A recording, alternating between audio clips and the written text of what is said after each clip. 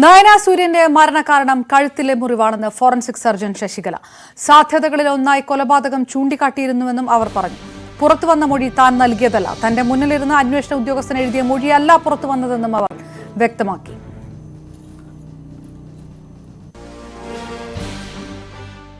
അന്ന് പോസിബിലിറ്റീസിൽ ഒന്ന് മർഡർ തന്നെയായിരുന്നു. ഏറ്റവും പ്രധാനവും ഏറ്റവും നമ്മൾ പറയുമല്ലോ മോസ്റ്റ് ഇമ്പോർട്ടൻറ്റ് മാനർ മർഡർ തന്നെയാണ്. രണ്ടാമതിപ്പം നമ്മളിപ്പം അന്വേഷണ സംഘം പറയുവാണ് ഒരു അടച്ചിട്ട മുറി ചവിട്ടി തുറന്നാണ് കയറിയത്, അവിടെയാണ് ഈ കുട്ടി മരിച്ചു കിടന്നതെന്ന് പറഞ്ഞാൽ നമുക്ക് അകത്ത് നിന്ന് കുറ്റിയിട്ടിരുന്ന മുറിയിൽ ആരെങ്കിലും കയറി കൊന്നെന്ന് പറയാൻ പറ്റില്ലല്ലോ. അപ്പം ഒരു റെയർ പോസിബിലിറ്റി ആയിട്ട് അതിലൊരു സൂയിസൈഡ് ഉണ്ട്.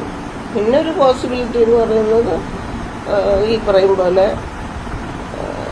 സെക്ഷൽ അസെക്സിയ തന്നെയാണ്.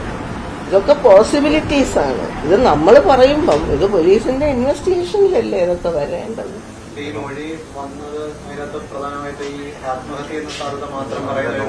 ആത്മഹത്യ സാധ്യത മാത്രം പറഞ്ഞുകൊണ്ട് ഒരു പോസ്റ്റ്മോർട്ടത്തിലും നമുക്ക് മൊഴി കൊടുക്കാൻ പറ്റില്ല. ഒരു പോസ്റ്റ്മോർട്ടത്തിൽ വളരെ റെയറാണ് ഇങ്ങനെയൊക്കെ കൊടുക്കാൻ പറ്റുന്നത്.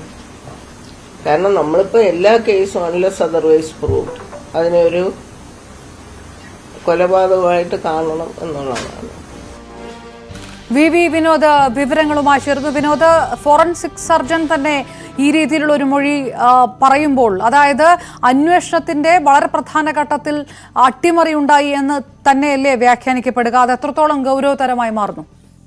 അപർണ, നേരത്തെ തന്നെ ഫോറൻസിക് റിപ്പോർട്ട് പുറത്തു വന്നതാണ്. അത് സാധൂകരിക്കുന്ന തരത്തിലാണ് ഈ മുൻ സർജന്റെ വെളിപ്പെടുത്തലും.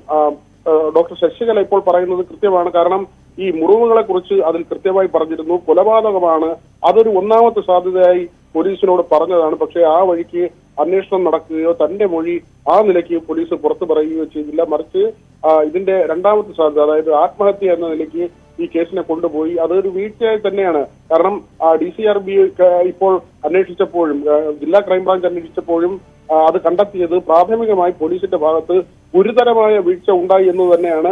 ഈ ഫോറൻസിക് റിപ്പോർട്ട് നേരത്തെ പുറത്തു വന്നിരുന്നു. ആന്തരിക അവയവങ്ങളിലെ രക്തസ്രാവം, അതേക്കുറിച്ച് FIR-ൽ പോലും പറയുന്നില്ല.